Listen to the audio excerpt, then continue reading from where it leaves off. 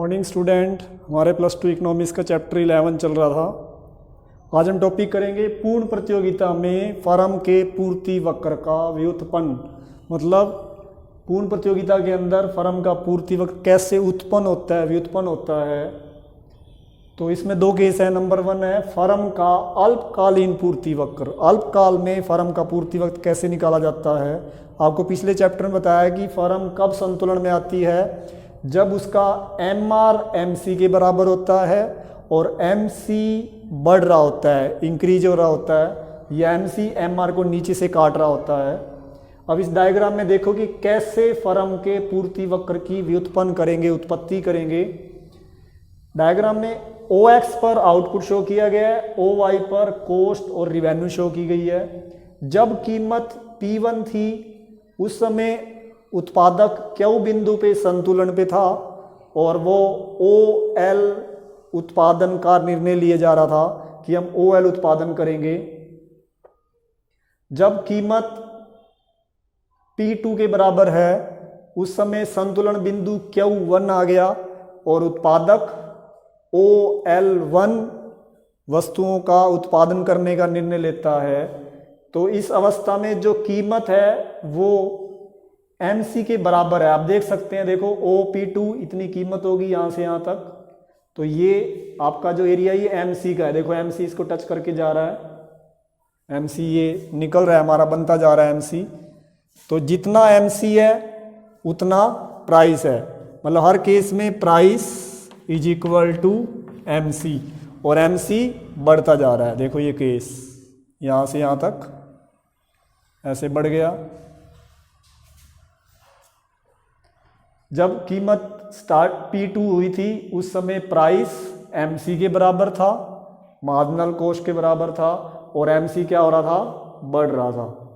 जब कीमत P3 हो गई तो उस केस में भी संतुलन बिंदु क्या हो गया, Q2, और उत्पादन करने का निर्णय क्या हो गया, OL2। OL से बढ़कर क्या हो गया, OL2।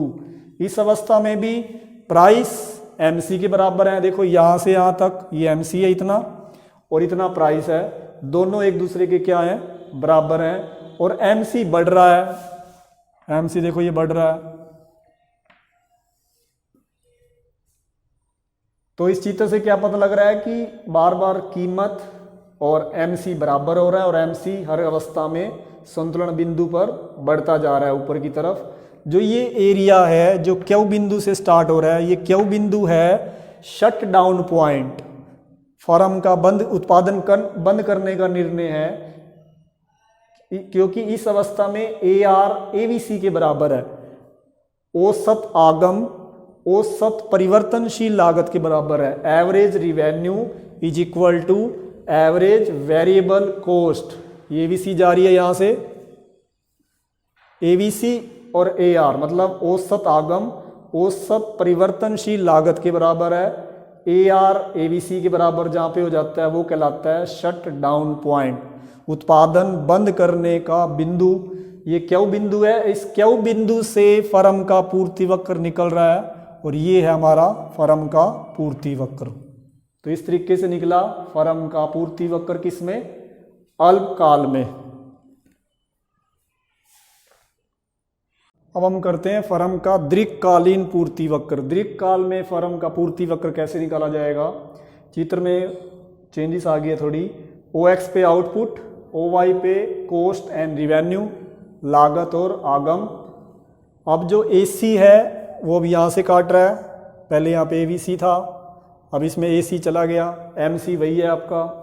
अब देखो जब कीमत P1 थी तो उस केस में जो संतुलन बिंदु था वो Q था और उत्पादक OL उत्पादन का निर्णय ले रहा था कि OL उत्पादन किया जाएगा। और जब कीमत P2 है तो संतुलन बिंदु Q1 आ गया, क्योंकि संतुलन बिंदु कहाँ पे होता है, जहाँ पर MR MC के बराबर होता है और MC वक्र बढ़ रहा होता है। यह MC वक्र MR को नीचे से काट रहा होता है। जैसे पीछे P1 कीमत पे क्या है, MR AR के बराबर है, वहाँ पे प्राइस भी बराबर है। क्यों, क्योंकि क्या है, पूर्ण प्रतियोगिता। पूर्ण प्रतियोगिता में AR MR और प्राइस तीनों बराबर होते हैं। AR और प्राइस एक ही चीज़ होती है, एवरेज रिवेन्यू और प्राइस कीमत। जब कीमत P2 है, यहाँ पे भी AR MR P2 के बराबर है, तो इस केस में संतुलन बिंदु क्या आया था, Q1। अब उत्पादक OL1 वस्तुओं का उत्पादन करेगा जब कीमत क्या थी, P2। अब इस P2 कीमत पर भी आपका प्राइस MC के बराबर है और MC इज इंक्रीजिंग, MC बढ़ रहा है, MC इंक्रीज होता जा रहा है और P किसके बराबर है, MC के। प्राइस कीमत सीमांत लागत के बराबर हो गई है और सीमांत लागत बढ़ता जा रहा है। और जब कीमत P3 थी तो संतुलन बिंदु क्या हुआ, Q2, और उत्पादन अब बढ़कर OL2 हो जाएगा। उत्पादक अब OL2 उत्पादन का निर्णय लेगा कि OL उत्पादन किया जाएगा। इस अवस्था में भी प्राइस जो है वो सीमांत लागत के बराबर हो जाएंगे, MC के बराबर हो जाएंगे और MC वक्र बढ़ रहा होगा, सीमांत लागत बढ़ रहा होगा। अब इसका फर्म का दीर्घकालीन पूर्ति वक्र बिंदु Q से स्टार्ट होगा और ये एरिया उसका बढ़ता हुआ, जो MC का ये बढ़ता हुआ एरिया है, ये कहलाएगा फर्म का दीर्घकालीन सप्लाई करो, दीर्घकालीन पूर्ति वक्र, लॉन्ग टर्म सप्लाई करो। जो Q बिंदु है ये है ब्रेक इवन पॉइंट, सम विच्छेद बिंदु। यहाँ पे फर्म को ना तो लाभ होगा ना ही हानि होगी, क्योंकि यहाँ पे प्राइस इक्वल हो जाएगा एवरेज कॉस्ट के। आपकी कीमत औसत लागत के बराबर हो जाएगी Q बिंदु पर, और Q बिंदु से शुरू होगा जो MC का ये बढ़ता हुआ एरिया है, ये कहलाएगा फर्म का दीर्घकालीन पूर्ति वक्र। ये ब्रेक इवन पॉइंट से शुरू हो रहा है, जो अल्पकाल का करा था वो शटडाउन पॉइंट से शुरू हो रहा था। अगर कीमत इससे कम होएगी तो उत्पादक इससे कम उत्पादन नहीं करेगा, क्योंकि इस बिंदु पे फर्म को ना तो लाभ हो रहा है ना हानि हो रही, इसलिए बोलते हैं इसको ब्रेक इवन पॉइंट। और जहाँ से ब्रेक इवन पॉइंट है वहीं से आपका फर्म का दीर्घकालीन पूर्ति वक्र बनना स्टार्ट होता है। जो ये MC का बढ़ता हुआ एरिया है ये कहलाता है फर्म का दीर्घकालीन पूर्ति वक्र।